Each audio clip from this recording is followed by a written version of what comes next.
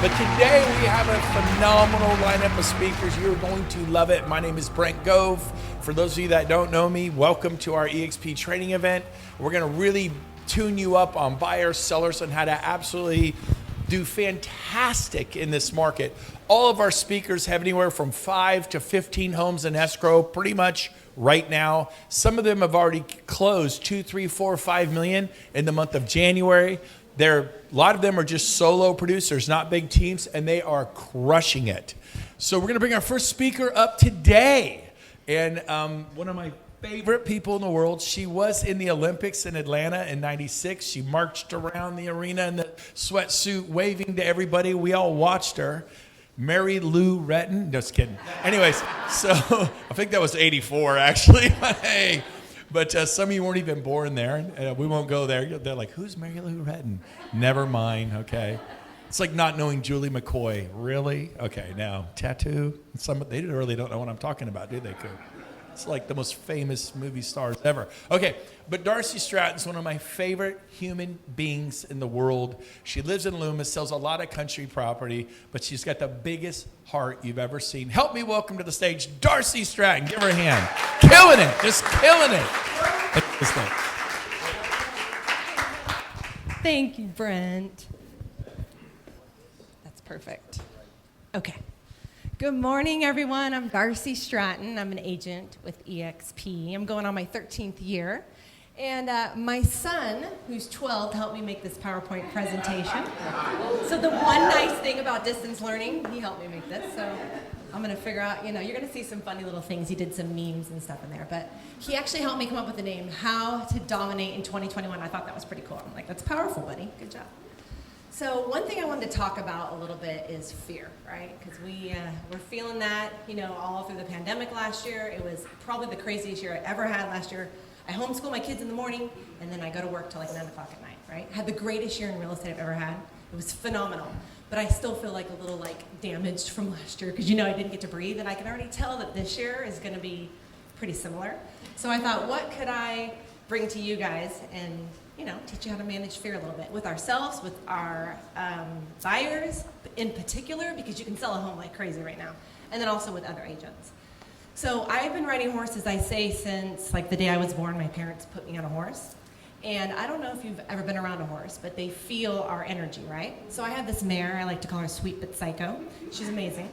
And if she starts to react a little, and if I'm like, whoa, whoa, whoa, easy girl, easy, right? She reacts more. But if I'm like, it's okay, girl, it's all right, easy, girl. If I keep that calm tone, that calm demeanor, she's like, you're right, you're in control. So I try to think about that a lot when I'm with clients because they're reactionary, especially if you have an engineer like my husband. If it's not black and white, because real estate's not, I'm like, come into my world of gray. Come enjoy it with me, it's okay. Okay, so setting up expectations with your clients. Okay, so I want this on my dream board. Me and Kevin are going to work on this later on together. All right. I got the cartwheel. Okay, cartwheel, I'll work on this. So one thing I like to do is set up expectations up front, right? So I know this seems like really basic, but I have this flyer. This is not actually it, but I'm just pretending it is. That is the 10 steps to buying a home. And I'll send it to you. If you guys want it, I'll give it to you. So people love it. Buyers love it because you're in the middle of the process and they're like, you never told me that I had to pay for a home inspection. You never told me I had to pay for this appraisal. Wait, what's a CD? What's this? And I'm like, remember that flyer? It's just like this little thing of comfort that I see my clients always going back to. So 10 easy steps. Krista uses it too. It's awesome, and it's really cute and friendly, and you're like, congratulations, you're pre-approved. Here's our next step, right? So, you can do that on an email, you can do it on a PowerPoint, but I love the paper because I give them a whole little folder, and every time I see them, they got their little folder with them, right? So, all right, so build the trust. Teach them about the battle. We're going into battle, guys, right? If you're writing offers right now, you're feeling what I'm feeling. I probably wrote 15 offers last week. I got 2, and I lost 2, right? I'm going no inspection contingencies, no appraisal contingencies, 100 grand over asking, and they're like, just not good enough. So how do you help your clients through that?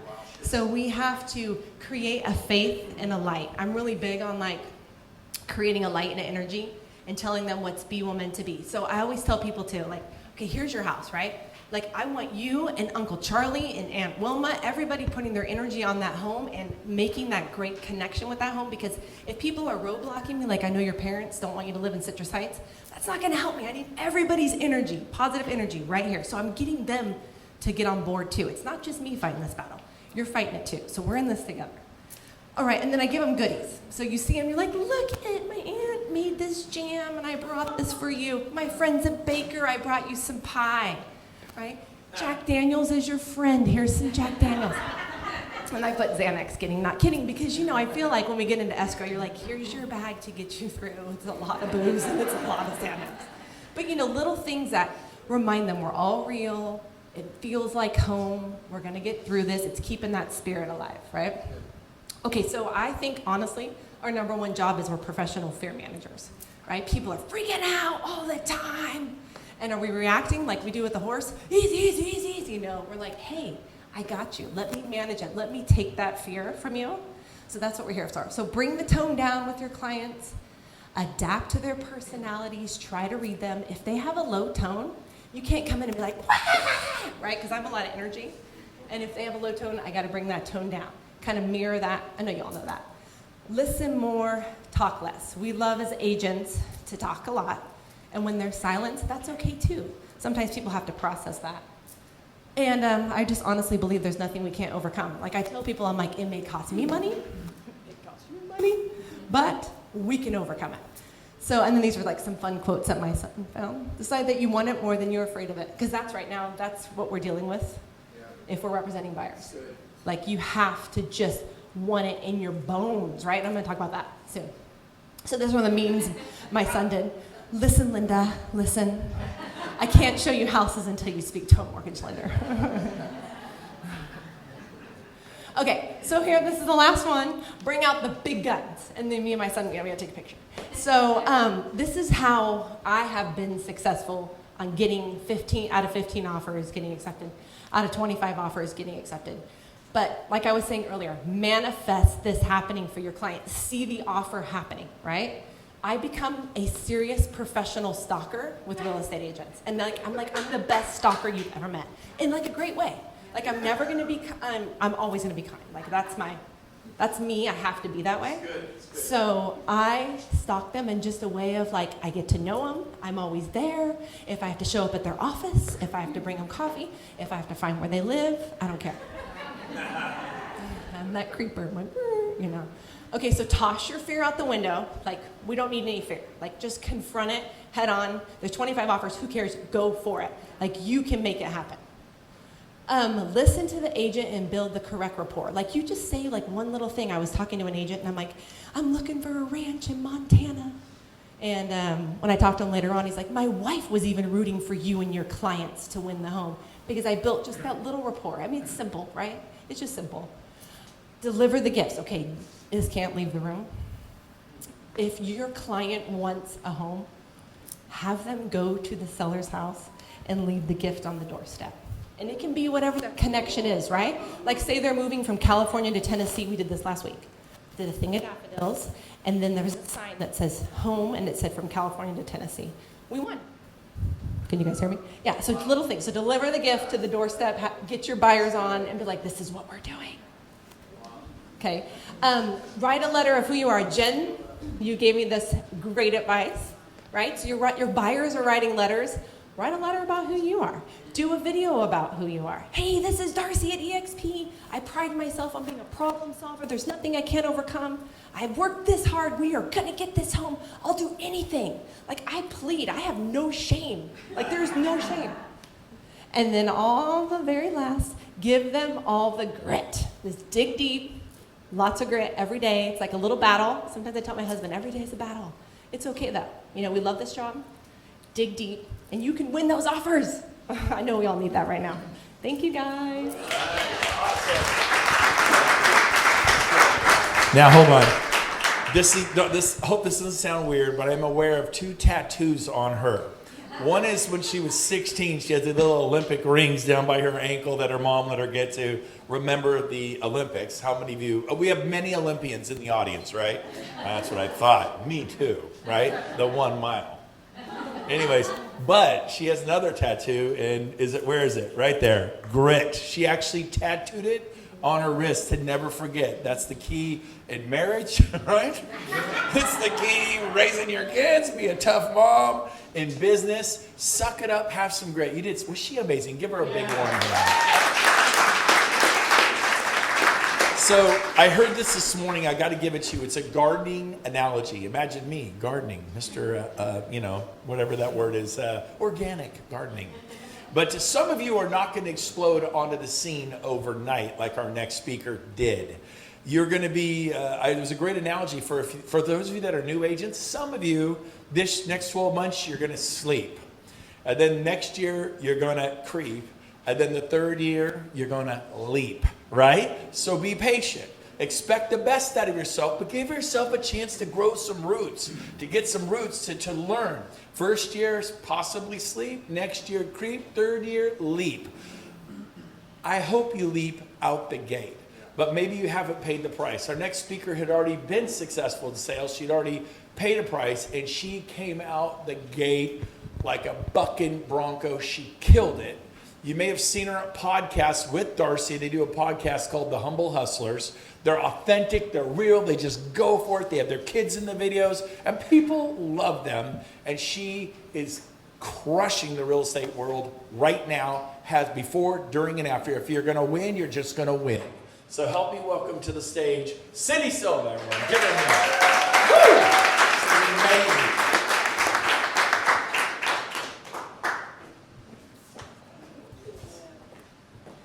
Well, good morning, everyone. Good morning. It is wonderful to see all your beautiful faces. I haven't seen some of you in a long time, so it's great to finally see everyone in one place. So I want to talk about something that we learned during the pandemic. We really learned the value of caring for people. We had to kind of alter the way we were caring for people. So we learned with our family, our friends, our community, our neighbors. We had to shelter in place. We had to wear masks, things that we weren't used to. We also had to change the way that we cared about people in our industry. Some of the ways we chose to care about them were very simple. A simple thing as, hey, if a client calls you, call them back that day. Let them know that they are important. Show them that you're a professional. Oh, did I keep cutting out? Okay. Show them that you're a professional. Let them know how important they mean to you. This is simple and this is free, and it goes a long way, you guys. Also, be knowledgeable. It is our job to be knowledgeable. I always tell all my clients, there's no such thing as stupid questions in real estate. The real estate market is constantly changing, and it is our job to be on top of it. And if we don't know the answers, it's our job to go find it. And I think that's what makes our industry so exciting, is you can never know anything. We're always constantly learning and keeping up to the top.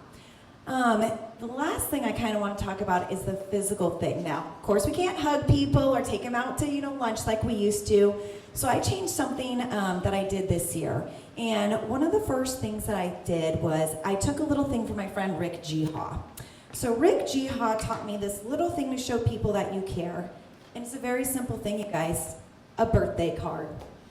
This is a birthday card that I bought from House of Magnets, which we all have access to. This card, you guys, 30 cents. 30 cents for this card. You could write whatever you want on the inside. On the back has our logo. It has my information, my website, even my hashtag. Then what I do is I put a handwritten note on the inside. I don't want this pre-done, pre-printed with my name, because that doesn't show you care. You want to show them you care. And inside here, I put one little simple gift, a $1 lottery scratcher. People love this, you guys. I get phone calls all the time. Hey, Cindy, thank you so much for sending me a birthday card. You were the only one who sent me a birthday card. As we know, during the pandemic, we were so excited to get an Amazon package, something in the mail that wasn't a bill. And you think, you guys, you can make someone's day for less than $2. 30 cents for the card, 50 cents for the postage, and $1 for the scratcher. So if you could change someone's birthday, if this is their special day for $2, why aren't you doing it? So definitely take advantage of this. The next thing I did is pop buys. This was something because we couldn't be in touch with our people, so I'm really into pop buys. This is an example of one of the pop buys that I did. This was for Halloween. Sorry, I'm not technology savvy. There we go. Okay. So you guys, what I did is I made this sign. I had Larry at Paradise Sign make this sign. This is an open house sign, guys. And what I did today, it says, "You've been booed, happy Halloween," and it has my information in it. What I did is I made 10 of these. I went around to 10 clients a day. I put that sign in the yard, and then I put that little gift, oops, I don't know how to go back, a little gift on their front porch. Now, every single client that I did this to touched bases with me afterwards. They were so happy. Their neighbors were coming over. "Oh my gosh, I saw the sign in the yard. What did your realtor get you?" "My realtor got me nothing." And you are advertising, you guys, to the whole neighborhood. Your sign is in their front yard. And I would leave it there for 2 days, and then I pick it up and move it to the next 10 houses. So I wasn't buying 100 signs. I was only buying 10, and I could reuse them the next year. And then you see the Popeyes. Those are free advertisement for me on social media. Everybody was posting, "Oh my God, thank you, Cindy, you're so cute. We love the Popeyes." Free advertisement on social media. You guys, I did 80 of these. 80 of them cost me $350 total. Now, I know to some of you new agents, $350 sounds like a lot. Well, you don't need to do 80 homes like I did. From those 80 homes, I got 4 referrals that I closed that next month. Those 4 referrals, my commission was over $60,000. So do you think $350 was worth it? Yeah, it was. So get out there and show people you care, you guys. You gotta think outside the box. The world is a little bit different right now. So I'm gonna actually leave you guys with a quote. This is a quote that I heard from Rawls Workman. I am a student of Workman's. If you guys don't have a coach, you guys should get a coach. This was from his Leverage 2021 virtual conference. And he said this quote, and the first person I actually thought of is Brent, because this quote is Brent to a T. And what he says is, "Givers always gain." So think about that, you guys. Givers always gain. So I'm going to leave you with that thought. Hope you guys have a wonderful day. We got a great group of speakers today. Thank you.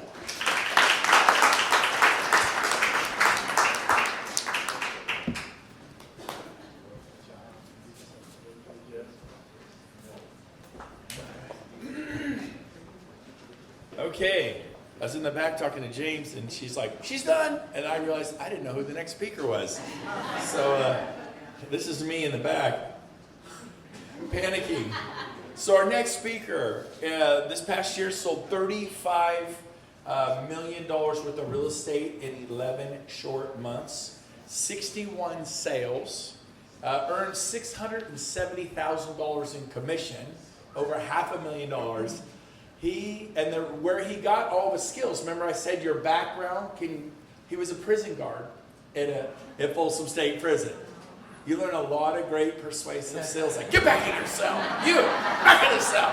If you can get some tatted up monster back in a cell, you can sell a house. Help me welcome from Folsom, California, America's first gated community, Mr. Aaron Rawls. Give him a hand.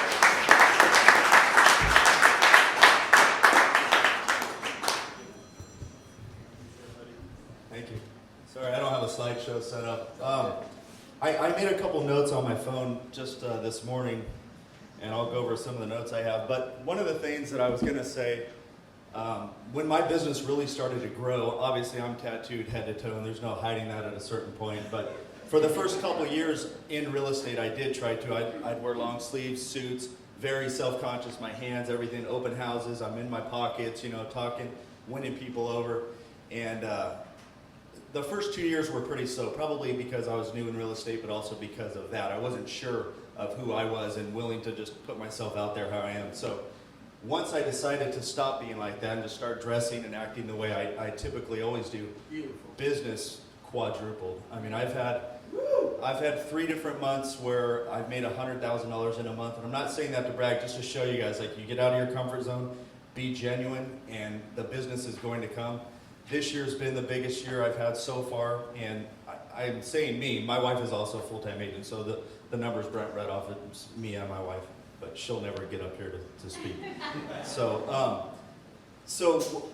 once that changed, and I drive lowriders, I ride Harleys, I'm also a barber. I own a barber shop in Folsom, so that helps lead generate. But once once I forgot about what people thought of me, my business really skyrocketed. And I'm in all these different groups on Facebook. I'm sure some of you guys are too. And one thing that drives me nuts, and I see it posted probably twice a week, is I'm new to real estate. What car should I get?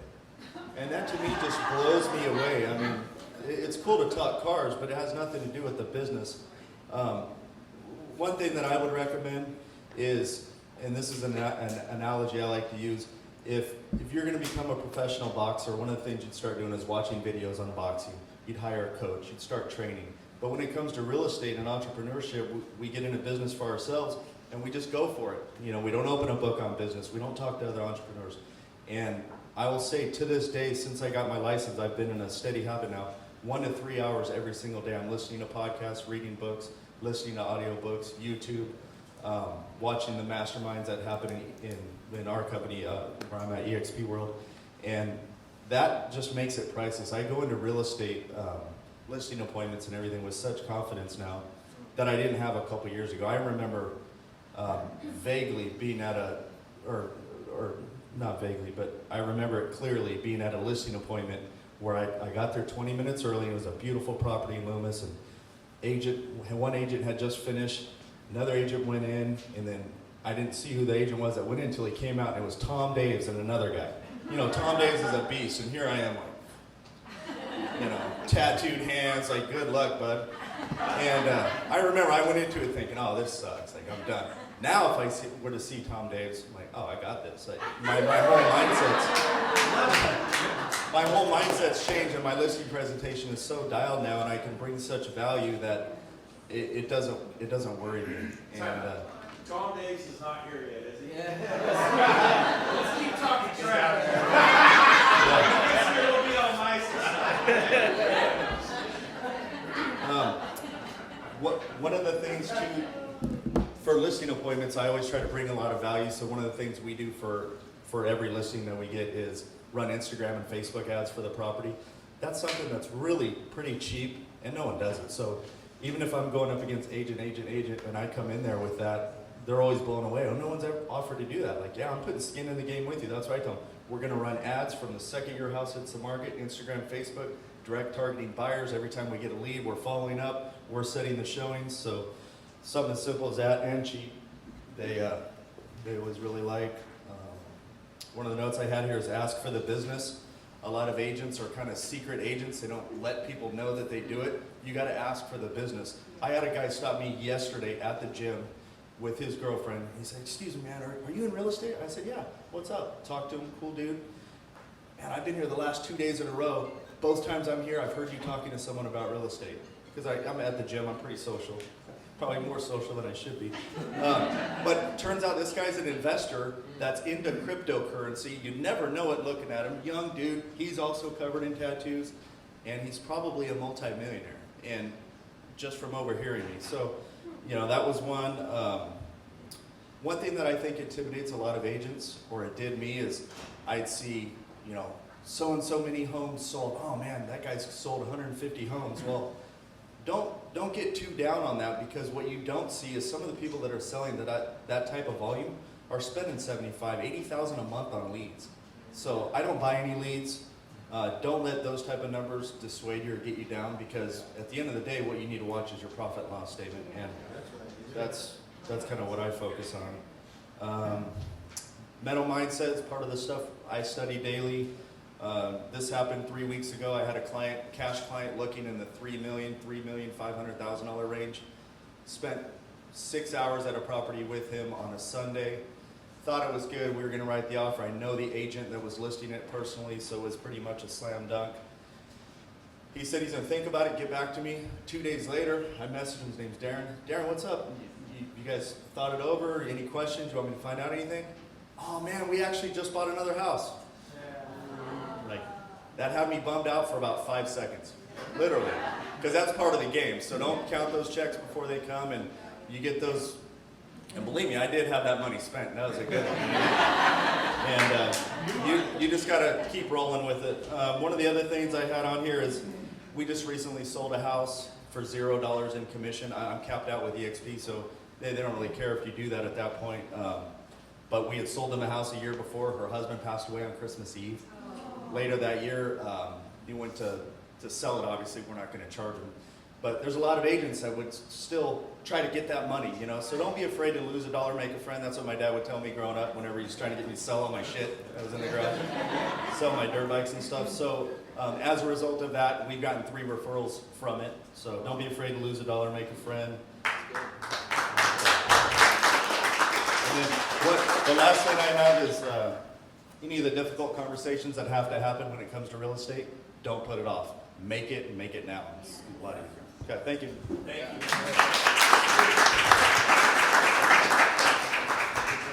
I love that guy, I could say it.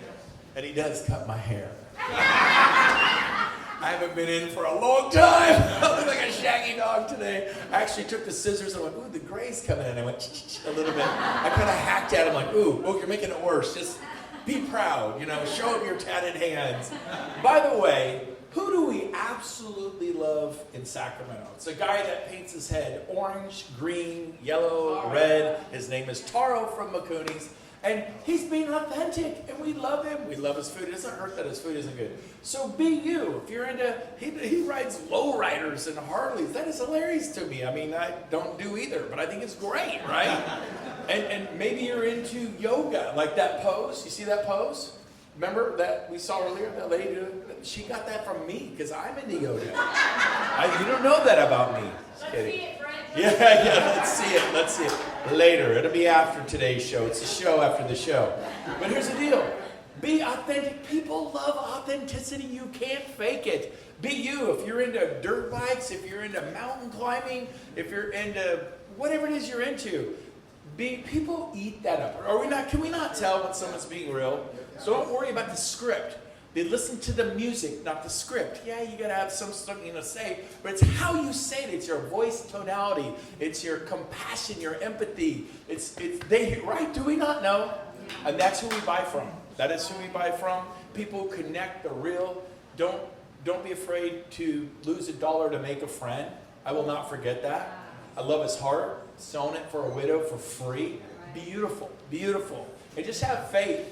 The size of the window you give through is the size of the window you get through. If you're not getting much, you're probably not giving much. Okay, our next speaker is this.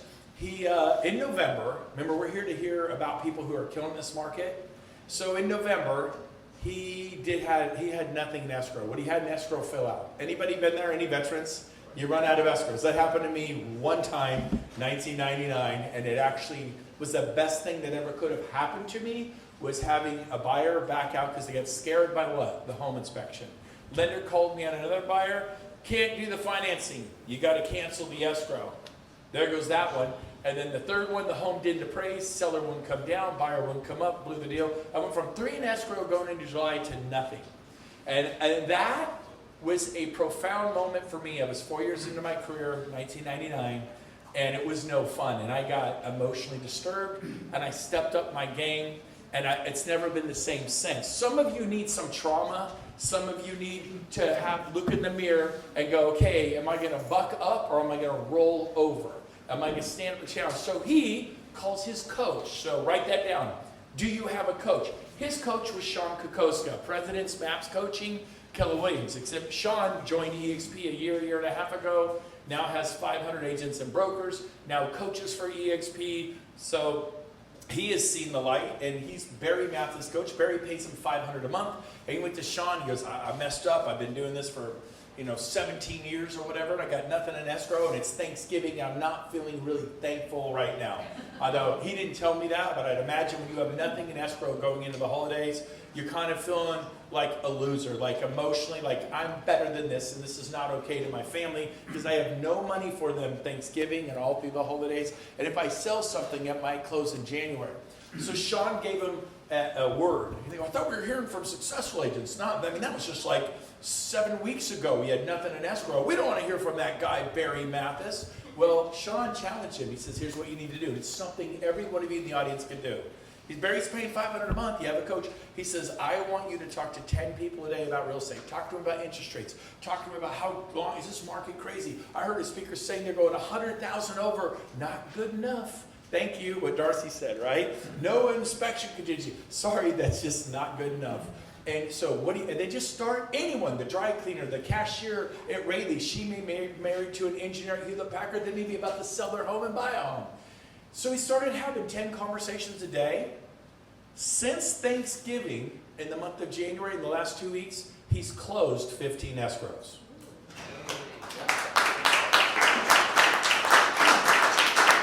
But I'm sure you can't have 10 conversations about real estate starting tomorrow. You can't do that. I'm telling you, you cannot do that. You're not allowed to do it. You can't do it.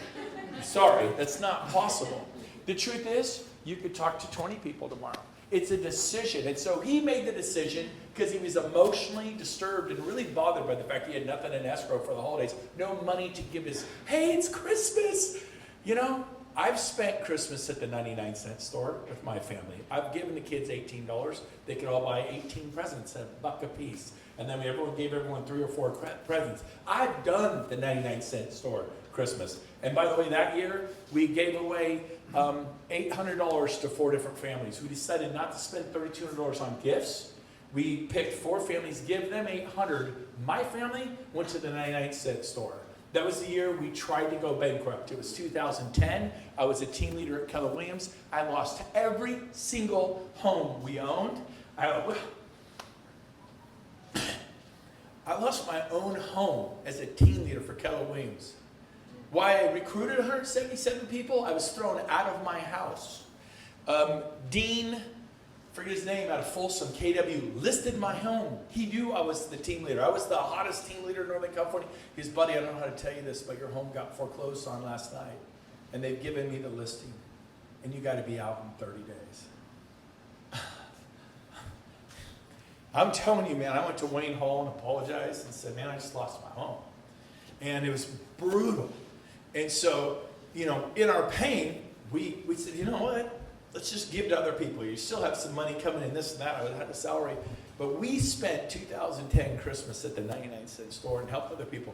I'm telling you, man, when you go up to people who have nothing, I mean, they had no cash flow, and you hand them $800 for groceries, for some presents for their children, it'll be the most amazing Christmas you've ever had. I still remember it. It was a great lesson for our children. And I'm sorry. I didn't mean to get all emotional on you guys, but it is a beautiful thing. So back to Barry, sorry. I promised James 30-second introductions.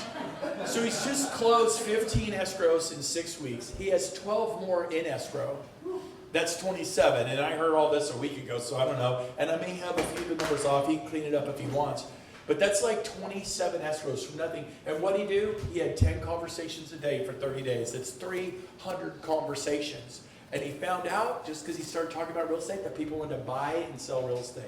And he has 27 closed or open escrows in 6 weeks. Would you like that for you? Yeah. Would you like to learn from Barry? Yeah. Get him up here. Barry Mathis, everyone. My dear friend. I love him. Come on, you big dog. All right, I don't think I need that. Do you think I do? Okay, no problem. All right, you got it. My dad was a Pentecostal preacher, so I don't know. I've done without, but we're going to go ahead and do it. Hey, guys, I'm going to hand you out some stuff there. I don't know what to tell you other than Brent gave you all of my materials. I don't know what to do with that. Let me turn that page, turn that page, turn that page. Okay. Actually, I am going to put some numbers behind it because Brent really, I mean, he's great at telling a story. He's actually much better than I am at telling a story. But let me tell you, I've always been a slightly above average real estate agent. Anybody feel me out there? Slightly above average. The problem is I've been surrounded by giants, and I'm always slightly above. I want to be a giant. Don't you want to be a giant? Don't you want to be one of the speakers? Don't you want to be a giant? I've always been slightly above. And what does that look like? So for me, 2020 was rolling along, $157,000 in earned commissions after all my expenses. So $22,000 a month. That's not terrible for a real estate agent. You know, you've been in the business for 20 years and you got me into real estate. You should remember that. Not 17. But no, been in the business for 20 years. $20,000 a month. That's not terrible as an agent. But it's not good either. It's not a thriving life. It's a surviving life, right? You can pay most of your bills as long as nothing knocks you off your game. So in 2020, January through July, I had $22,000 a month coming in. In August through November, I only brought in $11,000 a month. That's not enough, right? My household's about $7,000 a month, and that means all my business expenses, taxes, none of that stuff was getting paid. You're basically going in the red whether you know it or not. And as an agent, we don't always know it. So for me, I was in that spot where Brent said I felt like a loser. Once again, I'm riding this roller coaster up and down. You ever been on that roller coaster? Feast or famine, feast or famine. So I've done this all of my career. I've hired staff. I read the books. I go to the conferences. A lot of times I go with Brent, right? And so I'm hanging around some of the best people. I know how it's supposed to look, but for me, it just doesn't look that way. For me, it just doesn't translate that way. For me, it looks like it's November and one of my friends is my admin, full-time admin, excited about real estate, and I have to come in and let her go. Right after I had to let somebody go the year before. Right after I had to let somebody go before that, right? So my life in real estate has been building up and letting everything go. Building up and letting everything go, right? And so I'm okay. I'm kind of tough. I survive. I get on to the next deal. Matter of fact, that's probably the one thing I learned early in the career, and here's your note taking. This word is going to change you. Next. It's the best word in sales. Next. If there's one thing you take away from me, learn to say next and move on. Now, so I get distracted, I get down. I lost 48% of income quarter over quarter. You know, if you were a business and you did that in Wall Street, they'd be saying, hey, this company's about to go out. We're going to short sell the stock, right? People were short selling my stock. My wife was short selling my stock. So, all right. So she's like, what the hell are you doing, Barry? So you get up and go to work every day. Where's the money? So anyway, all right. So what does thriving look like? So December through February. Okay, so this is this year. This is pretty recent. That's one of the things that, you know, Brent touching with that story, you know, 2010. You know, we all lost our houses. I lost my house, and it's a big deal. But you can see on the outside with the real estate community, we're really good at being on the outside and showing one thing and being on the inside a completely different thing, right? And so that's a great example, bringing in 166 agents and then at the same time having those issues. I went through the same thing. So what does thriving look like? Well, in the last quarter, from December to February, I income into my bank account after expenses, after EXP, stock purchase, after all of that, $131,000 in the bank, right? $43,000 a month. Now that's a business. $43,000 a month is starting to be a business, right? Starting to be a business. That's up 274% from the previous quarter. All right, so that's a comeback, and that is great. And yes, it did come after I talked to Sean. You guys already have the word on Sean Kokoska. He basically told me to do what I just handed out to you guys. You mind if I borrow this? All right, so I read two things that really kind of changed my focus. Number one was this one, live conversations about real estate. I gave you this chart so you can recreate it. This is pretty simple. You should put this up on your wall. It's up on my wall. And every day, Janice is my new superstar admin. Janice, what's your number one job? There you go. Sorry, Janice knows what her job is. It's red if I do 4 or 5 or 6 or 7, and it's green if I hit 10, right? It's a real simple concept. You're not going to hurt your brain trying to figure out how to track that, right? So, you know, my goal is 600 calls in every 13 weeks. 600 calls in 13 weeks. And so I'll get into the 13-week part in just a second, but that's my goal. And guess what? I'm probably only at 70% of goal, but that kind of business came from it, okay? So make those conversations. What counts? A conversation about real estate. Sometimes it's an attraction conversation. Sometimes it's a real estate conversation. Sometimes it's a past client conversation.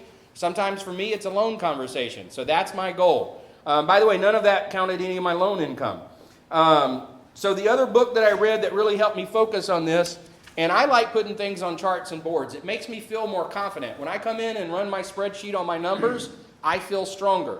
I guess sometimes you hear about the power pose, and they talk about building your confidence that way. My power pose is looking at my spreadsheet and seeing that my bills are paid and that I've got some breathing room. That's my power pose. It gives me room.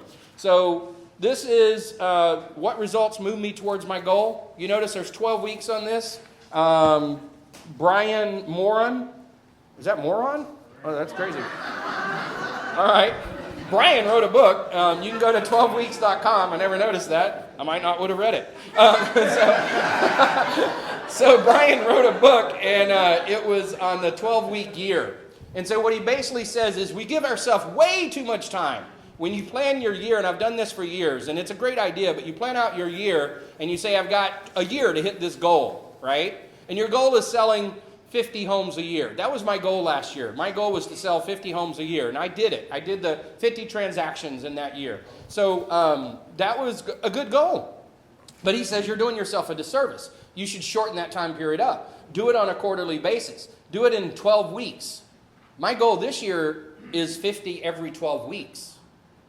Guys, I'm running a little bit behind. I'm 1 week behind. Okay? So my goal now is 200 sales for the year. Okay? And so, and it just went like that. It was really simple. I just turned my board that was a year tracker, and I said, that's a quarterly tracker now.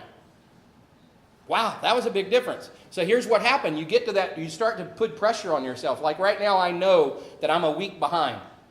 Right? What if I didn't have that conversation until August? Right? I'm having that conversation now in February, right? This is a game changer. 12weekyear.com. And then Sean Kokoska is starting a program called Acceleration Breakthrough. That starts tomorrow at 10 o'clock, and he's willing to do it at $10. You can get a piece of that. And so if you if you text me an email, or text me your email, Barry, my phone number is 916-225-7777. If you text me an email, then I will we'll send you out a link to that. Okay? 916-225-7777. So guys, I just want you to say another thing that's been helping. I read, like most of the other speakers up here will say, I brought this book with me. If you haven't read this book, go get it. Okay? This book is amazing, and it will put a boot right up your... Say the name. It's Fanatical Prospecting by Jeb Blunt. Blount, and boy is he. So the names fit the book, right? So that one's a great one. I'm reading that one. I've read it before, and I'm reading it again, and you guys should get that. And I think I'm about done. But thank you, Brent. Part of the other thing I didn't talk about is I came to the office where Brent was. Right? Guys, getting around other people that are like-minded really will change your game as well. You can't stay mediocre if everybody else around you is hot. You're going to increase your temperature just by proximity. Outstanding. What do you guys see of the speaker so far? Is it good? All right. I like that last analogy. We've all been in the mountains with that fire, and it gets late, and it turns into those red hot fire and those coals. You ever had a stick when you're like 10 years old and you kind of flick one out of the fire, and all of a sudden the glow goes out of it, and it becomes just like everything else. But you can take it and move it back into the fire, and it gets red hot again, right? That's what Tony Robbins is always talking about when he says proximity is power. In other words, if you want to get healthy, hang out with healthy people. You want to quit drinking, hang out with people who don't drink. If you want to be successful at selling real estate, hang out with people who are selling real estate at a high level. And I'm preaching to the choir. You guys are here, right? You want to get close to God? Go to church. Get involved in Bible studies. Get around people who have their spiritual life together, right?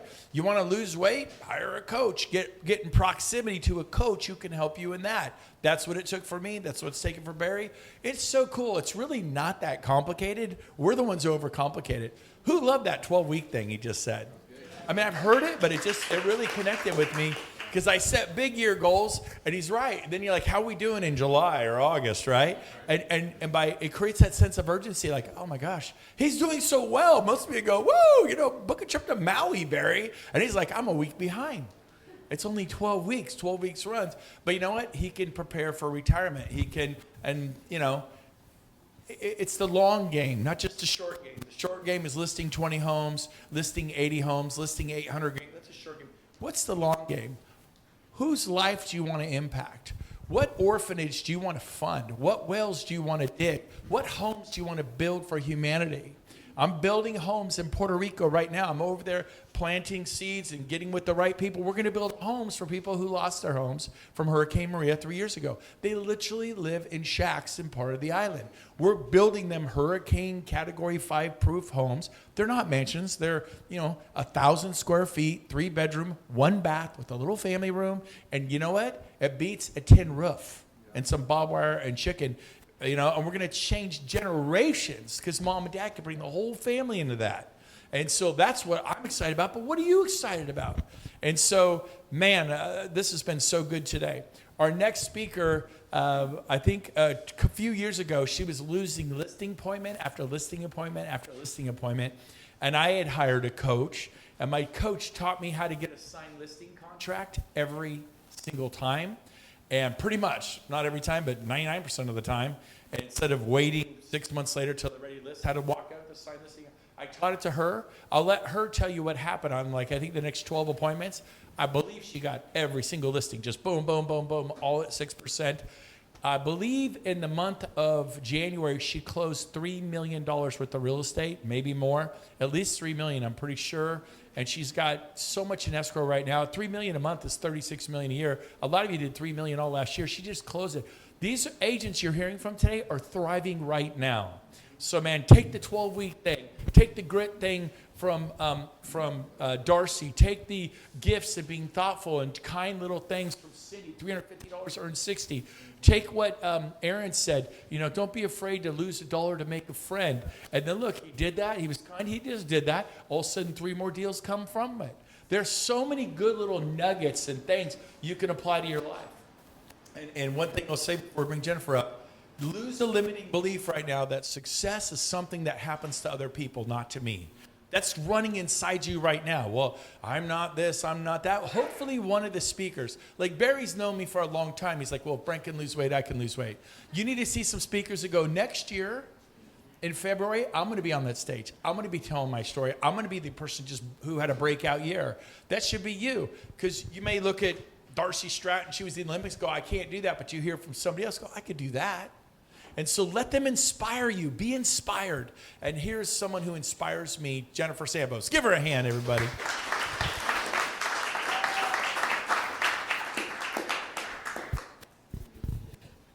Well, hi there. I guess I'm starting with a story. So, Quick one, though. okay, quick one.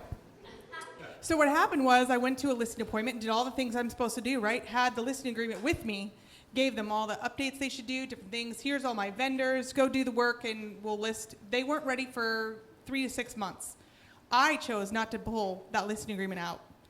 I chose to wait because they weren't ready then. Then I kept in contact with them. Even when my daughter was in the hospital with diabetes, I kept in contact with them. And so they're like, no, Jen, we're about 3 weeks out. I'm like, okay, well, I should come over. And they're like, well, we'll call you when we're ready. In that 3-week time frame, they met a realtor who decided to tell them that their home was worth something it was not worth. But they believed that. So then I'm looking for a client 3 weeks later, and all of a sudden their home pulls up in the search, and I'm like, what the actual heck? I was angry at myself. And so I tried to do the whole, I'm a very blunt person. I was like, dude, you unfriended me on Facebook, you're not answering my like, what did I do wrong? What could I have done different? Like, please help me grow. I probably said it not quite like that, and most people are like, why are you asking me that? That's weird. So my next phone call was to Brent, and I'm like, man, I did all the right things. He goes, no, you didn't. I'm like, what? He goes, you left a ripe peach there for another agent to pluck. I will never look at a peach the same way again in my life. I got mad. I was like, oh my God, I did. He gave me the words. He's like, okay, here's what you do. Here's how you get a listing agreement before I don't care how far they're out, Jen, 6 months, a year. Now, granted, I'm like a rule follower girl. So I found a way to do it within the rules. I always follow the rules with car legal and blah, blah, blah. So you got to check with your broker, check with car legal, make sure you're doing it the right way. But I was like, that's it. I'm on fire. Like, I went back to every single listing appointment I had gone on. Like the last 6 months, I had 5 listings in 1 month. Like I could a week, actually. I mean, I was like angry. So I win 9 out of 10 listings, and I don't care if they're listing until next year. They're going to sign a listing agreement when I leave. And guess what the beauty in that is? When some other, agent comes along that wants to tell a story of it's worth more, it's this, or I'll do this. They go, oh, well, do you have a listing agreement? Well, yes, I do. That's all they need to know, and the agent's not going to touch them. So Okay, that's my one little story. But yeah, so, and from that, I finally have arrived to the place of doing real estate for 18 years.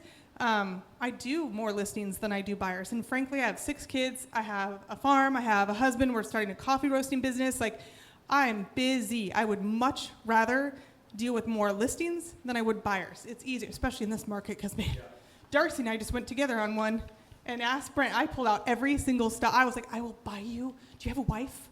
I'm like, I'm not trying to hit on you, I swear.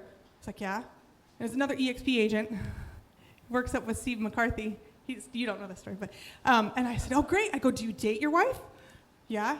I go, have you been to Red's Bistro? It's a really nice restaurant. I will get you, I mean, you name it. I group texted with him and Brent, because he's like, oh yeah, I'm under Brent Gove. I'm like, it's my best friend. Help birth his son. I'm like, I'm even getting Brent to tap in, still didn't get it. So anyways, needless to say, I like the listings better than the buyers.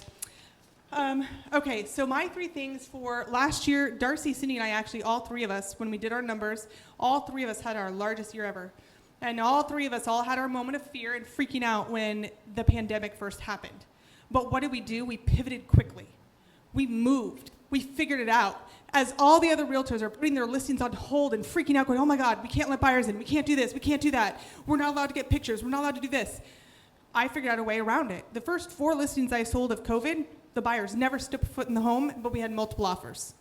So you have to figure out whatever it is, the market you're going into. You're going into a market where everybody wants to freak out about Zillow or an iBuyer or whatever it may be. Figure out a way to pivot around it. There are other ways that you can battle that without just feeling defeated and giving up. So you have to figure out what that is for you and what that'll work. But again, that comes from being around people that are also achieving what you want to do. And maybe, you're that person right now, you have to be strength for them. Maybe you need to tell them they suck and they left a peach there, and that helps them. Whatever it may be, surround yourself with people that are going to be there for you to help you learn how to pivot quickly. And if it's a buyer, maybe you need to, take Darcy's tips on how you're going to help a buyer get an offer accepted. Whatever it may be, wherever you're at in your job or your career in real estate and what you're going for, figure out a way to pivot quickly. Don't just sit in the stagnant ick. Barry pivoted quickly. So my second one is coaching, which Barry hit on that as well. I have actually been through Sean Kokoska's, he did a 6-week SOAR class. I've done his 12-week thing. Great coaching. I actually he's not my coach right now. I have a different coach. I still use that paper for 10 talk-tos a day because I'm a little old school. And so I need something to handwrite, have written in front of me. And then I put it in the computer later for the coach because this is just the way I operate and I work. But leverage, I was on coaching. So for coaching, I finally got a coach that just fits with me. I tried a few different coaches. It just was never quite the right fit. A few different coaching programs, never quite the right fit. So I finally found one that was the right fit. I happen to be lucky enough that the coach that I've hired, him and my husband have this bromance thing going on. And so previously in my business, when I wanted to hire an assistant or I wanted to do this, my husband was like, oh, I don't know about that. That's money going out. My husband does not say a word now. If it comes from my coach, Randy Bird, my husband's like, go for it. Because he knows Randy has my back, Randy has my husband's back, and there's no question of it. So from having the coach who just constantly brings me back to, Jen, why did you hire me? What are your goals? Why did you hire me? What are your goals? And it just helps me focus because I am like an ADD Tasmanian squirrel, like all over the place. It's just the way I am and my life is. So I need that person to just help me focus in and go, okay, this is what I'm doing. This is why I'm here. This is what I want. And so from that, I think I hired him in November. So from that, I've learned to leverage. And along in having that leverage, my husband is fully supportive of where I'm leveraging myself. So I've always used a transaction coordinator. I don't know why anybody would not use one, frankly. They're so inexpensive, and she saves me hours of time and has my back. And I've had a virtual assistant for quite a while. The virtual assistant honestly just helps me stay keeping my email cleaned up, doing a couple videos, a couple advertisements, helps me stay on top of the 50 million social medias that you have to be on and all of that because I just can't do everything. So I've had her for quite a while. But in the last month, I've hired a buyer's agent. I've hired a closing manager. So that's someone else to just come in and kind of help a little bit more with because I do a lot more listings than I do buyers now. And so even whatever side it happens to be on, though, she can help manage getting all of those inspections scheduled and signs ordered and whatever it may be that I need her to do, and just sending out emails, keeping my clients updated.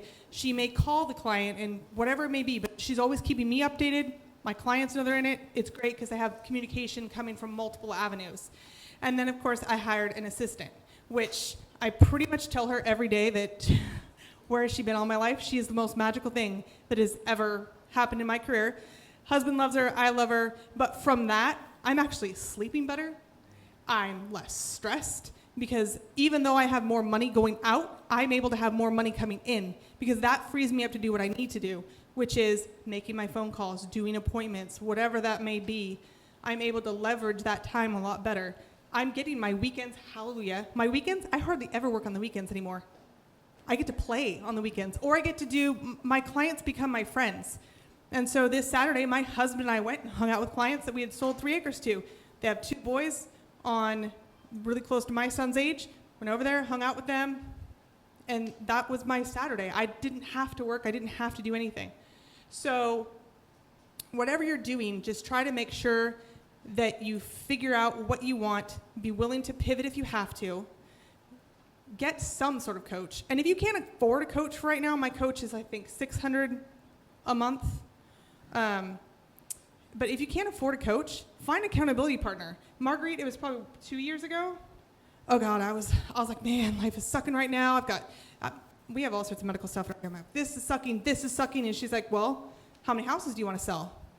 I'm like, well, I can probably, okay, fine. I'll do 6 before the end of the year. Well, I literally put the number 6 everywhere. It looked a little weird. The kids were like, okay, Mom. I had 6 Post-it notes everywhere, 6 on my phone, 6 of the thing. And the kids all knew what that number 6 meant. It was the number that I committed to Marguerite that I was going to do. I text her every day, okay, I did this. Instead of it taking me the rest of the year, this was in October, instead of it taking me 3 months to get to that 6, I think I got there in 4 to 6 weeks from nothing. So figure out, if you need accountability instead of a coach, there's people out there that would be willing to do that for you. So.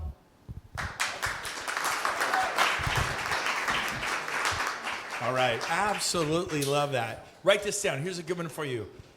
Hire an assistant or you are one. A lot of times you can hire an assistant for $15 an hour, $17 an hour. That is what you're worth, 15, because you're doing assistant work. You got to call the pest company, call the title company, call the escrow company, call the home inspector, call the photographer, call the sign company, order a sign up, call this, do that, set up an appointment, check on the clients. That's just all stuff your assistant could do if you'd stop being a control freak and give them a list. I took that step in 1999 when I was selling 48 homes a year. In 2005, I sold over 400, 10 times the amount. And my assistant was getting $1,200 a month. Within 90 days, my profitability doubled within 90 days. And I brought her on from part-time, 20 hours a week, to 40 hours a week. And then I took her pay and tripled her pay. I didn't double her pay. I tripled it. And then by the time she left, she was making $100,000 a year as running my kind of team. And so it's all about scalability and leverage and having life. Did you hear I play on the weekends? I have fun now. There's life. But it takes a little bravado to hire someone I just hired someone just now, $7,000 a month for the next 12 weeks. We'll see how you do. You're either cutting it or you're not. And if you aren't, then we'll move on. If you are, great. No hard feelings. And I get a feeling I'll be paying him a lot of money. 9 years ago, James started with me. It wasn't a whole lot. We've been friends for 20 plus years. And I go, we'll try it for what? How many days? Do you remember? I think it was 90 days. It's the old 90-day list. You may not like working for me. I may not like working for you. It's a two-way street here. And 90 days later, we paid you more. And that year, my income, what happened to my net income that year? It Quadrupled my net income that year. Was that good? And I'm telling you, well, that's just you. That's just Jen. No, it's you if you will be brave and hire someone. Someone's praying to God for a job. It could be if I could just make $800 a month, I could buy formula, diapers, take care of the baby, do this, do that, help with the energy payment, the heating bill, the cooling bill. And you could be the answer prayer, but you're so wrapped in fear, you won't do it. And therefore, you're so busy, like, I forgot to call that seller. Well, that was a $700,000 listing. It was $21,000. Yes, you saved $800 on your assistant, but you lost $21,000 in commission. Are you getting this? And then James got to the point where he's making like $8,000 a month, $8,800 a month for me. And then we join EXP. And I make him a part of it, and it's growing. And James, you make well over, can I tell him just in general terms? Over $100,000 a month working with me. Is that good? Yeah. But the point is this. That all started with me in 1999, 21 years ago, going, I'm going to take a step in faith and hire Sandra. And then, right? It's your turn. It's time to take a step in faith. Part-time. You could do 2 days a week. It doesn't have to be 5 days a week, 40 hours a week. It could be 2 days a week, 5 hours on Wednesday, 5 hours on Thursday. You give them a bunch of stuff to do, and they go get it all done. They report back to you, and you become more efficient. Your income starts booming. You're like, oh, I'm going to go to 15 hours a week. I'm going to go to 20 hours a week. All of a sudden, they're working 40 hours a week. You got the right person. You try a coach, doesn't work. Try a coach, doesn't work. Try the third coach, Randy Bird, works. You got to try things. Try. Be willing to fail. Put your chin on the line. A reasonable risk. Okay, our next speaker is someone I've admired for decades here in Sacramento in the housing market. She is a pillar in the real estate industry. I did bribe her into EXP with food at Taco Tuesday, the legendary Old Roseville. I said, Marguerite, I'm across the street. Let's go have lunch. And she goes, okay, when? I go, how about now? Where? I'm like, well, I'm staring at your office. I'm like, remember what Darcy said, be a professional stalker? I'm watching her talk to me. I'm in my blacked out car, I'm like, oh, I just happened to be right here. I could see her talking to me. And she goes, oh, Taco Tuesday's there. Fast forward, a few weeks later, she's in my office at Regis. She's crying as she's seeing the model explained, how EXP works, that what they could do for them after being in the industry for as long as they've been. And today, she's a huge success. Can I tell them how much stock you have? 3-4 years from now, this could be you. I think is it over $3 million? Had that ever happened to you in decades?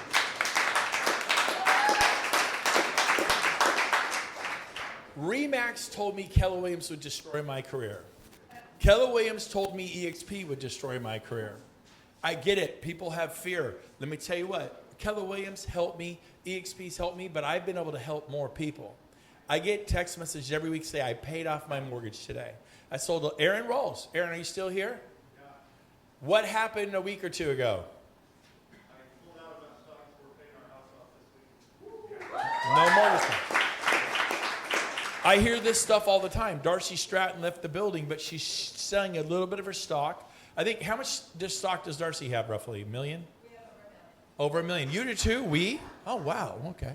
Anyways, and she's buying a 20-acre ranch with a river in Montana because she's a cowgirl. She loves horses. And that's been her dream. And she's paying cash for it, not just buying the ranch, but with a little bit of stock. So here's the deal. You got to buck up. You got to figure out listings and buyers. And then when you're ready someday, the agent attraction piece. I started with buyers. I went to a listing. Then it was a team. And then I probably would have bought a franchise. Thank heavens EXP came. And I did this. And you could impact so many people. All EXP is loving people, man. If you want to make it EXP, you love and serve people. That's what it is. You sponsor them and then you help them. You sponsor them and then you help them. You pour and pour and pour. And this is somebody, Marguerite, who's poured back into me. I mean, you all do, and she definitely has. She beat cancer last year. She's a survivor. Get her up here. Marguerite Crespillo. Come on up here. Marguerite.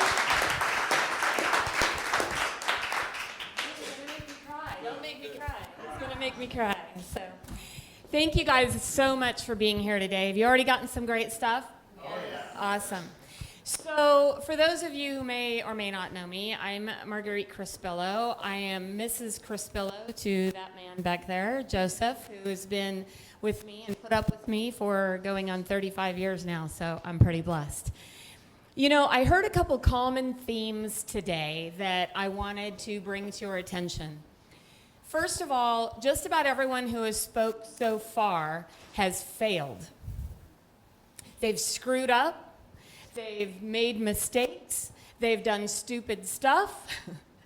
They have all of a sudden looked in the mirror one day and said, no more, I'm not taking it.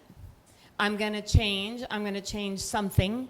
I'm going to change whatever I have to do to make sure that I don't stay on the same path that I've been on. Matter of fact, somebody in the audience texted me while someone else was talking and said, if he can do it, I can do it. Right? And I say that with love, that the reality is that we all have the power within ourselves. It's a matter of whether we choose to do it or not. So how many of you last March might have had a little bit of a panic attack when we all got shut down, right? I know I personally thought, oh my goodness, what are we going to do? And I have been in real estate for 27 years, you guys. I have lived through every kind of market you can possibly imagine, from amazing markets like now to the really bad markets. How many of y'all remember the really bad one? Like, we remember, Kevin, we were in the trenches. We were, you know, when everyone gets all excited thinking about REO, we're like, oh my gosh, do I really have to go back to REO again?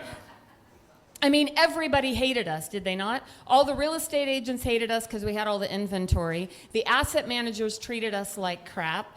The consumers were mad at us that they hadn't made their mortgage payment in 4 years. It was our fault they were being foreclosed on or evicted. Or worse yet, we had to go up and knock on doors of people like Brent Gove and Phil and other friends of ours in the business who were losing their homes along with us. Most of us who were in the REO world understood it personally. We understood that.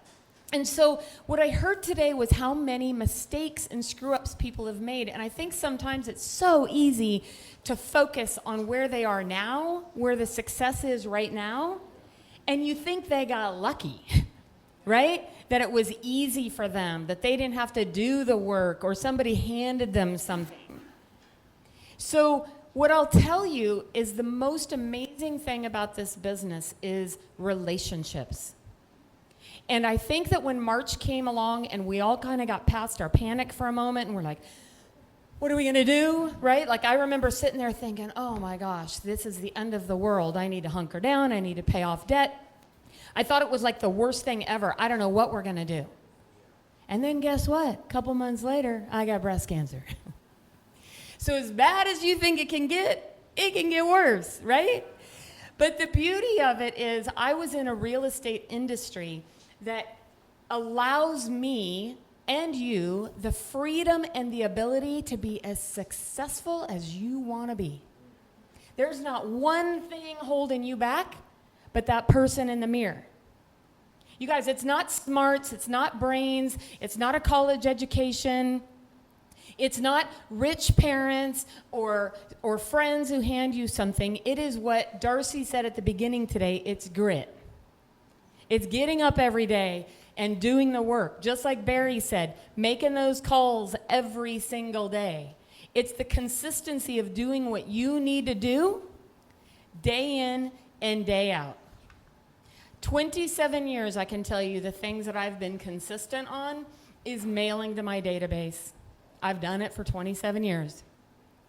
I still send out a little letter of the heart, little story about me and my life. I send that to my database. I stay in contact.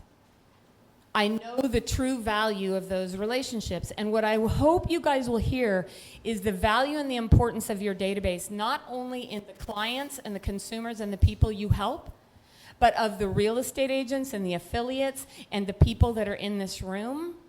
The people that you can build and establish and deepen those relationships with. As I look around this room, I can think of countless people who messaged me when I was going through my treatments, who sent me a little note or sent me a gift or just said, hey, how are you doing? Just want to check in. People that in my wildest dreams I probably wouldn't have thought would have done that. I didn't even really think about it.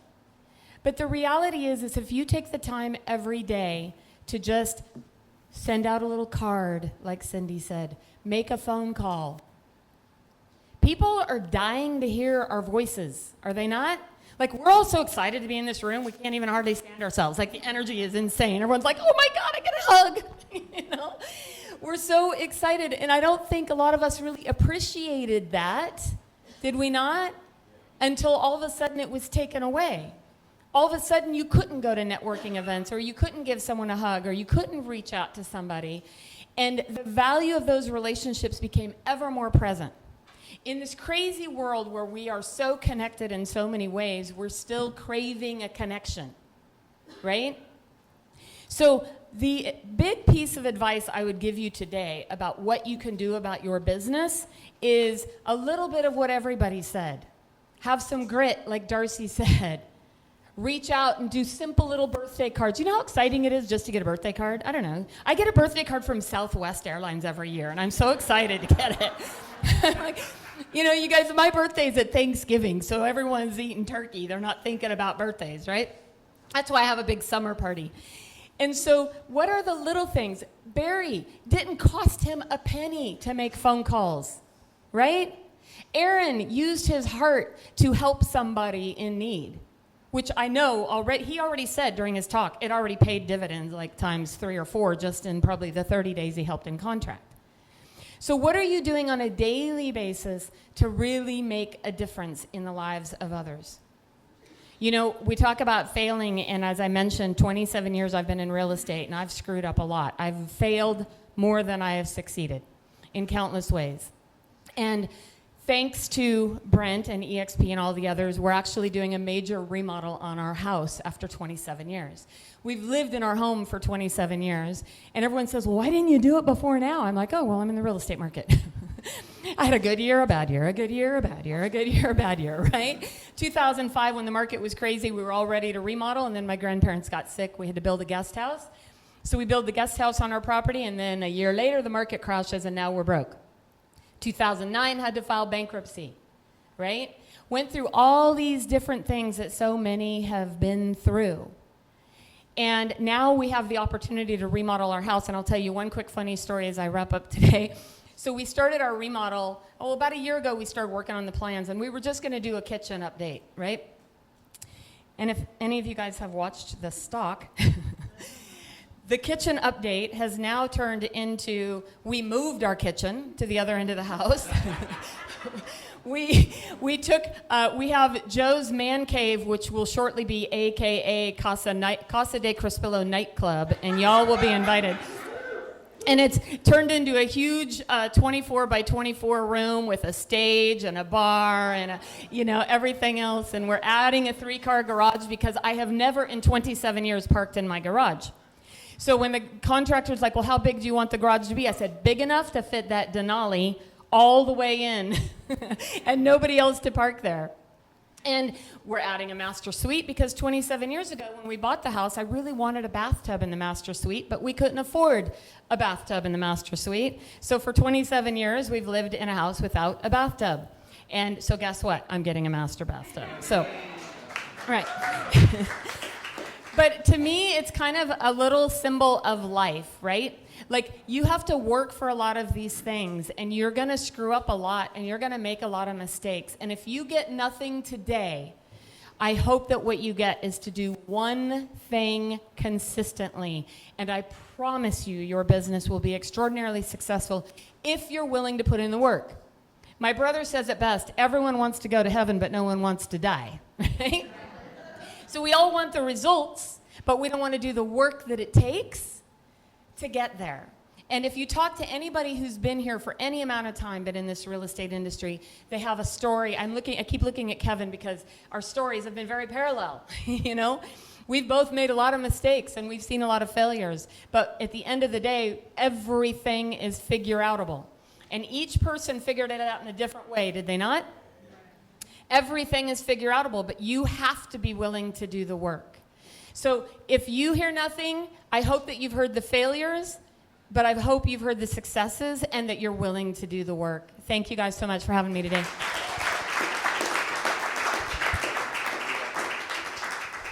I think I'm going to be in that disco, Joe's Disco Man Cave, man. A few months it went from small to big. I got some moves. Anyways, all right. That was fantastic. Okay, so our next speaker. I will tell you this. I was at RE/MAX for 12 years. I resisted Keller Williams for 9 years. There was nothing wrong with Keller Williams. I was just happy at RE/MAX and doing really, really well. During my time there, my sales grew from 40 to over 400. And then in 2010, I tried to go bankrupt and lost my house and every investment property I had again and again and again. And that's after selling 400 homes a year. So don't think selling homes is the answer, right? It's what you save, put away, and even then when you buy other assets, you could lose them. So there's a lot to this little baby. So here's the deal. I resisted Keller Williams for 9 years. Our next speaker resisted EXP for 2 years. He's a good friend of mine, but he was happy. He was loving Keller Williams, ex-team leader in the Bay Area, doing expansion teams throughout the Bay Area. Mr. Sean Work, give him a hand, everybody. Wow, it's great to be here. Great to see all of you guys in person. We all love Brent. How many of you guys are familiar with the DISC profile? Okay, that's a good number. If you're not, you need to learn about it. How many of you are S's? Have some S in there. You're lying to me because we know 97% of people have S's. So a lot of us D's get up here and start talking. Here's what you got to do. Oh, we love you, Brent. Come on over to EXP or list my house. But in reality, many of you, to feel comfortable with your business, need what? Systems. I'm a little nervous today. It's been a while since I've been in front of people. That's normal. I should have took some whiskey before I got here. But anyway, so what I want to do today over my quick 10 minutes is give you some realistic, applicable tools to take back to your business and rethink your business. Okay, so I want to share with you this. This is what we're focused on in my team and my organization this year. This is called an accounts pyramid. Okay, so when you look at your business and the sources of business that you closed last year, where did they come from? Many of us have just been taught focus on buyer seller. Where am I going to get my buyer today? Where am I going to get my seller? But in reality, if I put a gun to your head this morning and I said, Drew, go get a listing today, where would you go? Sphere. Marguerite said it. Build relationships. Well, I'm going to give you a couple tools to deepen your pond of who you're prospecting. This is just the beginning of it, but basically what it says is your business is comprised of 4 different elements. The top would be some kind of a channel account.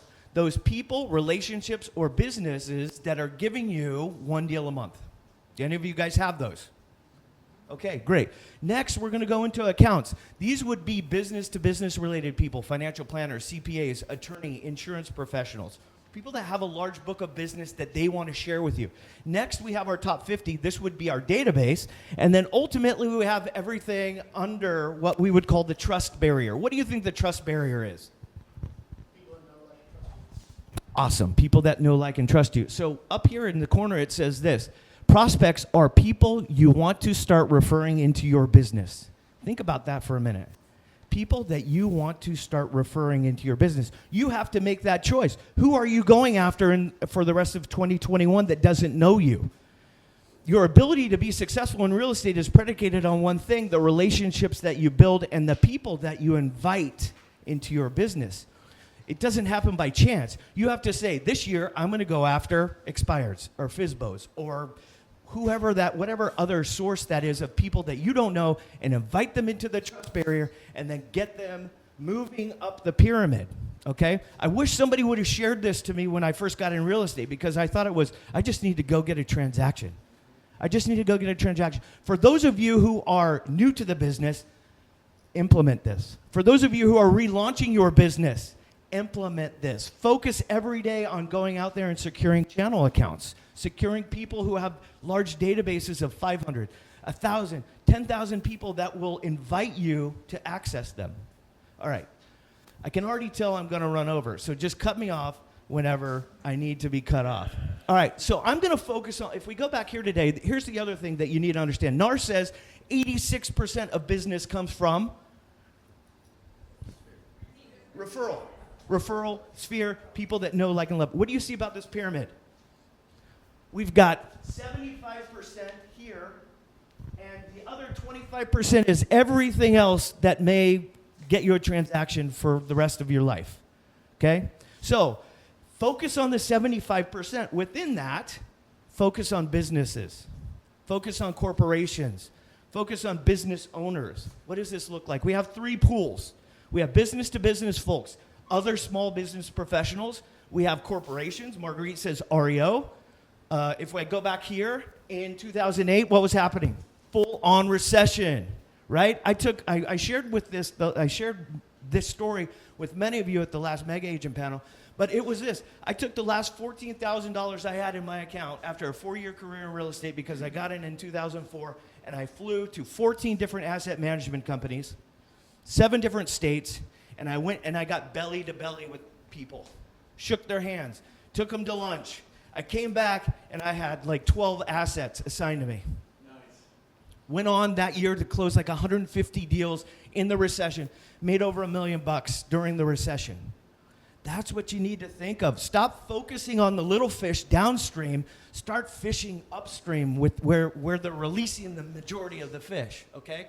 So next would be an agent to a company. So are you guys going after larger companies locally who have more than 150 employees? If not, it may be something that you think about doing this year. Meeting with their HR people, meeting with their CEO, their CFO.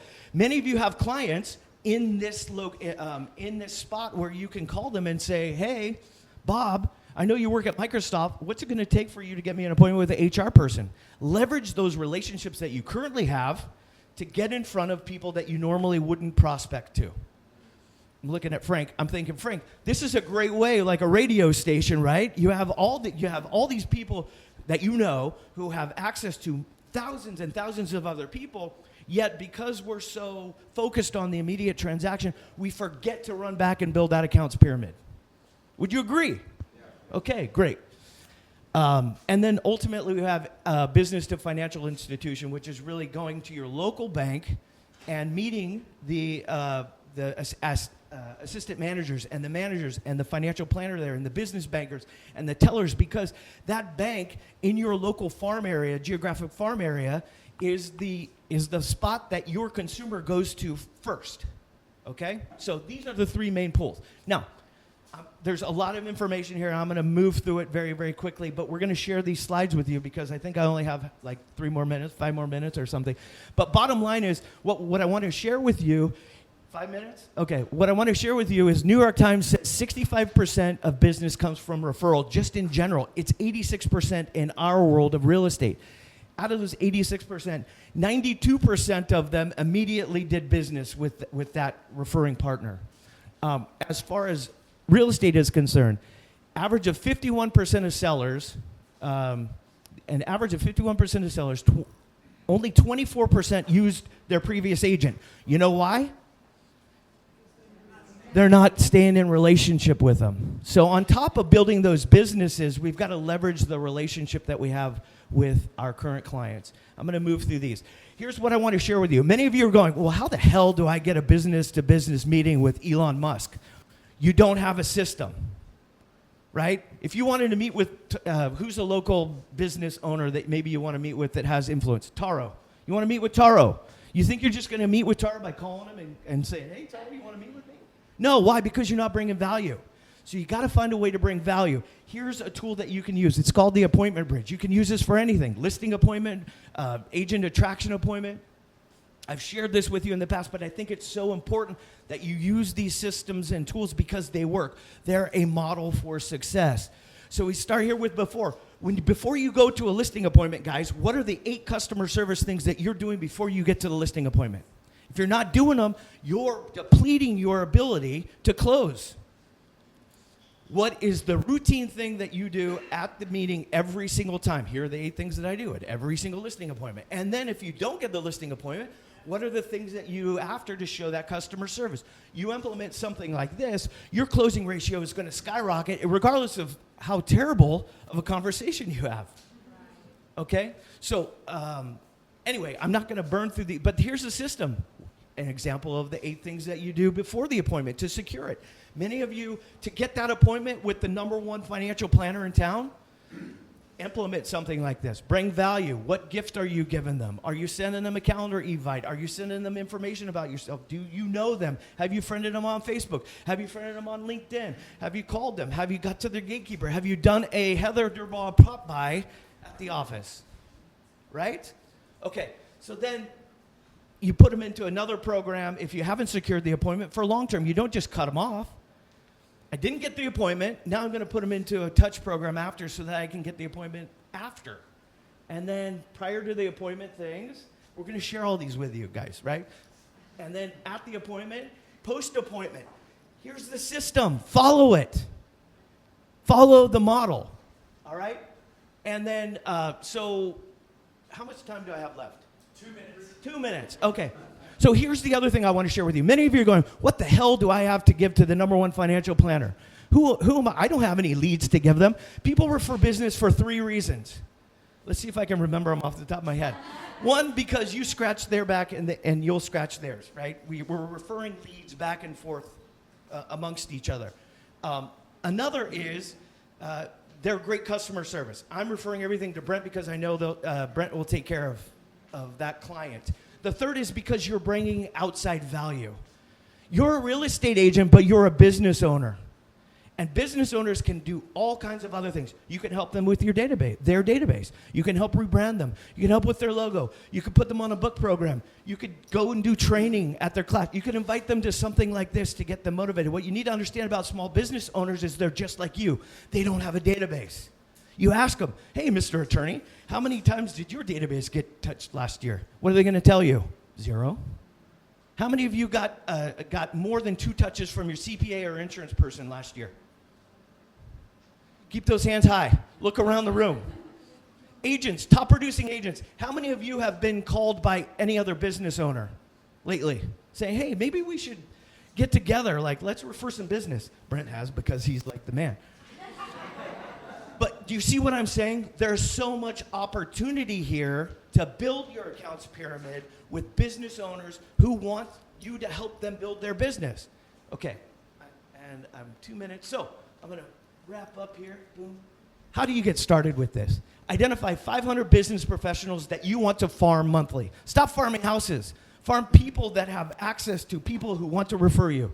Identify 20 business professionals to immediately call and schedule face-to-face appointments. Use LinkedIn. Hey, this is Sean. We've been friends on LinkedIn for 2 years. I don't know you. Let's get together for 10 minutes and rap about doing business together.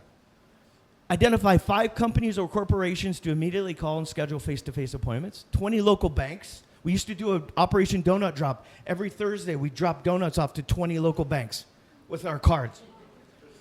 Create your personalized 8x8 33 touch program. I've given you all your 8x8s in here. Add these people to your database, categorize them. If you don't have a database, it's time. Go back to your office today, build the database, begin to build your contribution referral partner plan, giving back to them, and identify a monthly goal of leads to deliver back to your B2B referral partners. Boom, done. Awesome. What a stud. That was absolutely fantastic. By the way, my background was in college, was a dishwasher. Does anybody know why I was not a busboy or a waiter? Because I was 19, I just thought I could get a job as a dishwasher. That's what I deserve. Waiters are for smart people. I struggle. I can't be a waiter. I'm a dishwasher. You will get what you expect. And guess what I was? A dishwasher. And Sean's background, Sean was in the Navy. What did you do in the Navy? Intelligence for the Navy. Can you tell?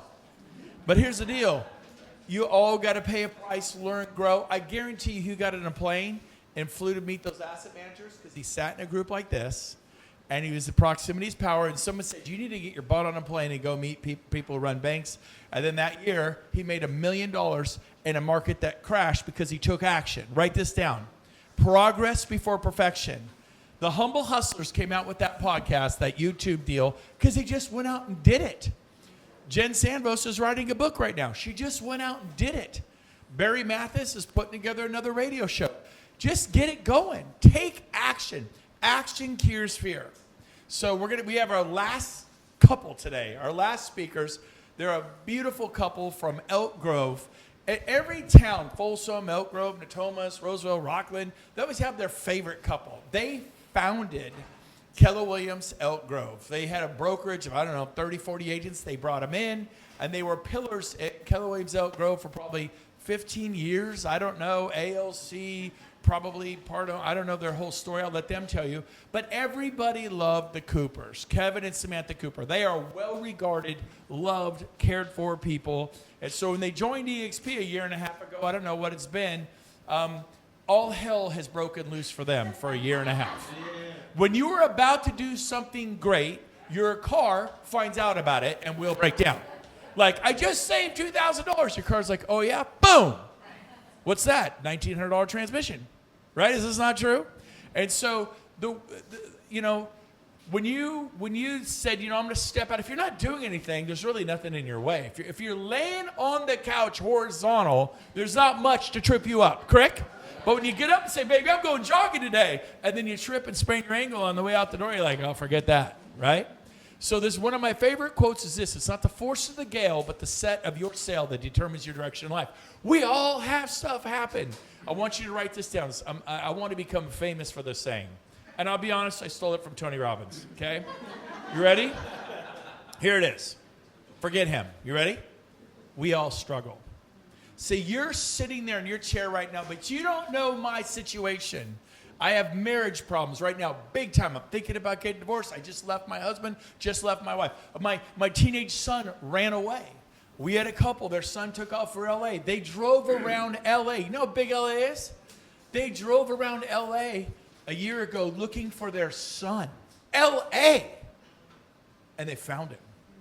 They had no idea where to look. They just started driving like you would. We all have problems. You have financial problems. Maybe you just filed for bankruptcy. Maybe you're thinking about filing for bankruptcy. Maybe you're dealing with panic attacks. I got locked in a elevator 2 years ago, a year and a half ago. I had a complete meltdown. And right before that, I was at Tony Robbins. Step up, be a beast, have no fear. I'm like, yeah, go home, get locked in the elevator. And I freaked out. Because I don't like small areas. I'm a big guy. I don't like small cars. I drive SUVs. I drive big cars. And so, you know what? I don't know what you're going through, but one thing you need to understand, we all struggle. We've all been there. Anybody not been there and your life has been so easy, just raise your hand. We will put you here and put candles to you. No, we're not going to do that because we all struggle. So don't feel sorry for yourself because you could start having this pity. That will not serve you. Go, okay, if there's others that have done it, I can do it. And there's a way out. And so I am so excited to have Kevin and Samantha Cooper come up here because they've had a crazy year and a half, but they're thriving, succeeding. Give them a warm welcome today.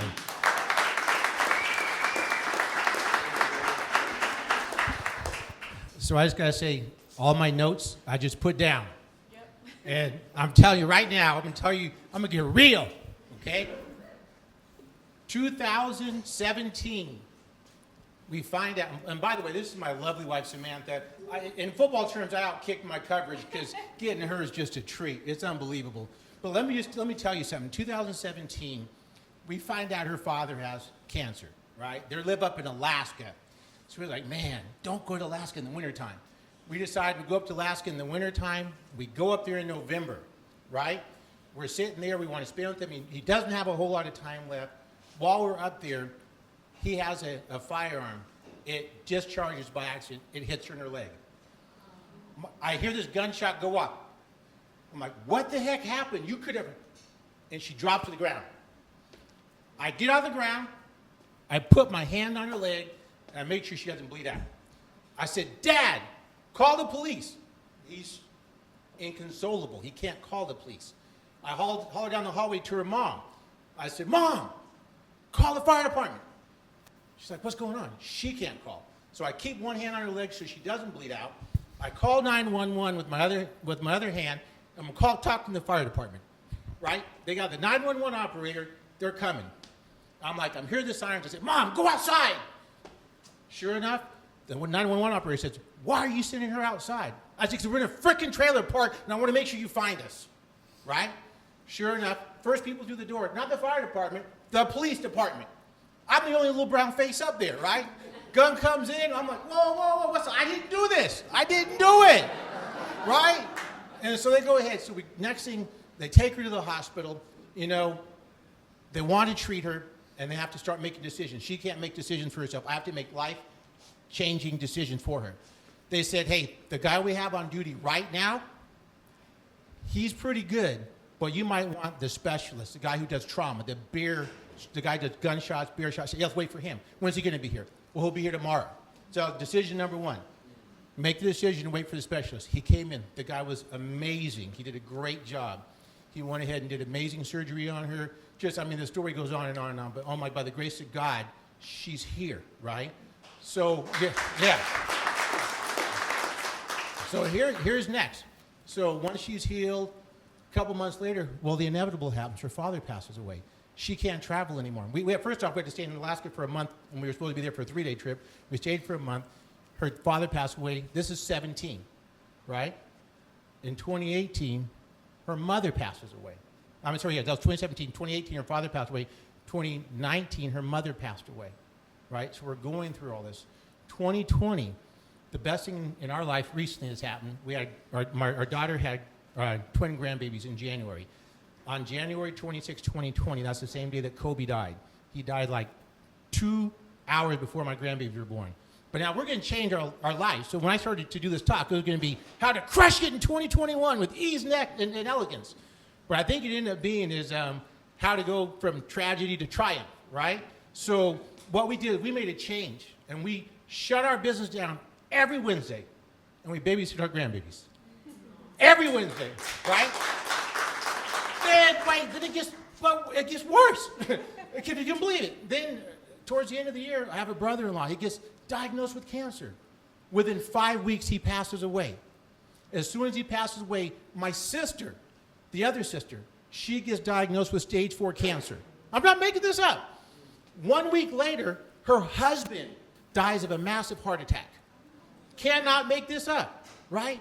During that same time, my mom, who's the most independent person you'd ever meet, goes from being independent to in and out of the hospital. We shut our business down pretty much for the second half of the year. And we still sold over 55 homes, Samantha and ourselves, and our team sold another 23. We still did like $35 million in like almost half a year. And we did it because we had systems. But one last thing, this lady right here, she just had a pacemaker put in not even a month ago. So I'm saying all this is like, man, dude, right? Hey, what's going on? But he won't give you more than you can handle. He's going to challenge you. So when you're out there and you're making excuses, right? When you're sitting there wondering why me or oh me, when I looked at every single speaker that was before us, every one of us had challenges. Every one of us just chose to fall in the dirt, dust ourselves off, and get up and keep stepping. So at the end of the day, we keep stepping, and the way that we're able to do it, I know we have to wrap up here real quick. We may not even get to that. You might get stuck with what I just gave you. Yeah, it is. But if we can keep going, I'm going to give you some things that we learned from it. But by the grace of God, when all this happened, it was easy to say, man, we had a horrible year. We did. We had a great freaking year. We made great money. And what we found out, the change, when we came to this fine company, we're EXP, it's amazing. There's things that we never thought we were going to have that we now have, right? We had money on top. We were doing good. Our house was paid off. We didn't have any debt. But now we're creating generational wealth now. And that's the crazy thing. And that's a blessing. That's nothing that I did. That's not why we came here, but it just so happened. And there's a few millionaires in this room now. Thank you, EXP. There's just some things that are going on, right? We're just blessed. And so I want to share with my beautiful wife and let her say a few things. Thank you. Not many people know that story. That's not something you put on Facebook, you know. It's okay.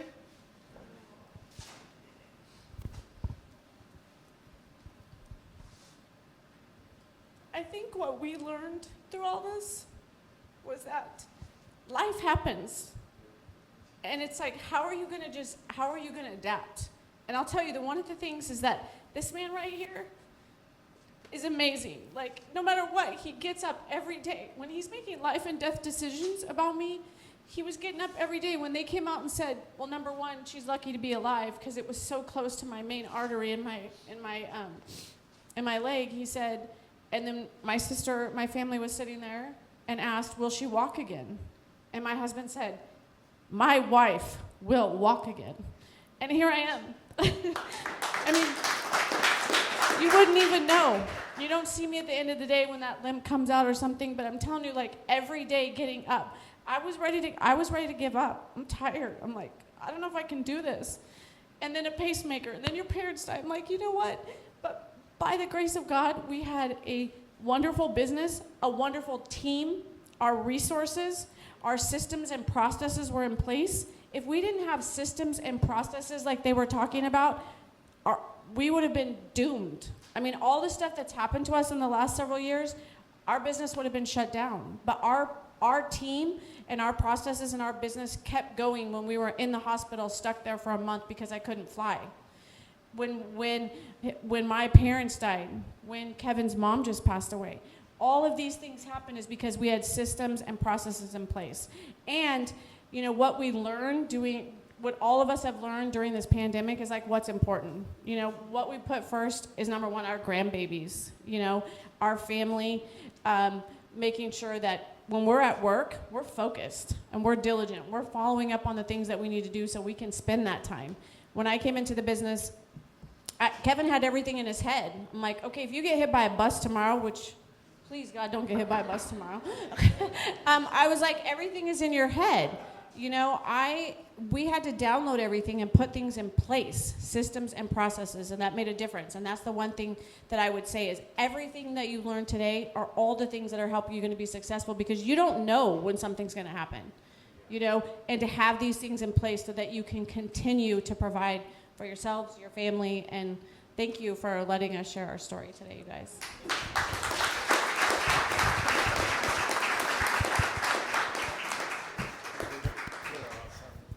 Wow, a lot of heart there. That's why everyone loves the Coopers. Woo, you got me.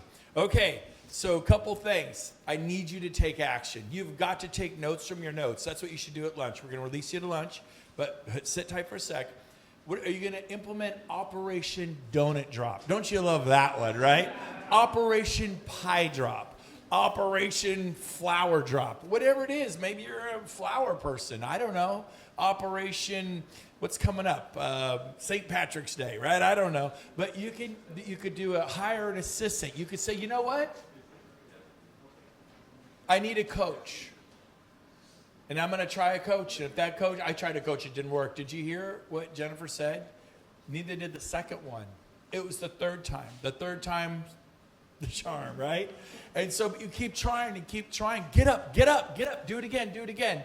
And you will rise. We celebrate in America, and really the world, the underdog. The person, we don't look at the one, Paris Hilton, who was born with $100 million or $500 million. We celebrate the guy or the gal who came from the trailer park, the person who rose up from the ashes like the phoenix and rose up and said, man, I've been there. And that's my message to you today. So I'm going to make a little announcement here on Facebook and live. And I want you guys to go nuts. They're going to think it's just me. When I turn around, I want you to go crazy. I mean crazy. I need you to participate. Can you guys do it for me? Yeah. Can you scare them a little bit on Facebook? So I'm just going to flash at you for like 2 seconds. Go crazy. Then I'll shut it down, okay? All right. So here's my announcement for April. Here we go. I'm going to go live. And they can't see. They're looking at me, so don't panic.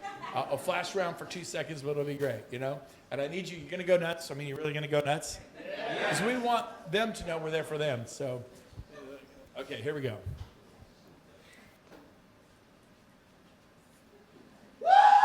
Hey, whoa. Hey, everybody, this is Brent. And I'm in Sacramento, California, and just having some fun this morning. Want to make a big announcement. In April, we're going to do a listing workshop. That's right.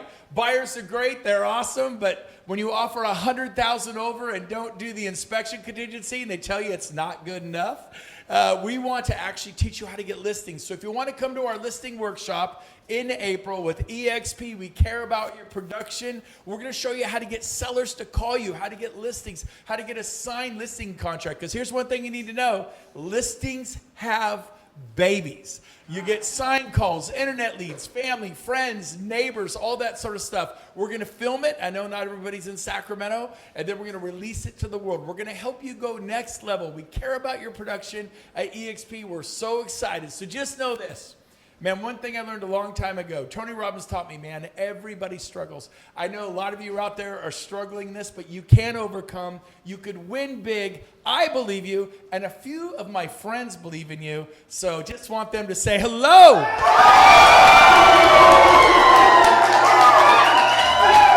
There you go, baby. We'll see you in April. We love you. Go get them. All right, everyone, have a great day. We'll see you in April at our listening workshop. Don't miss it.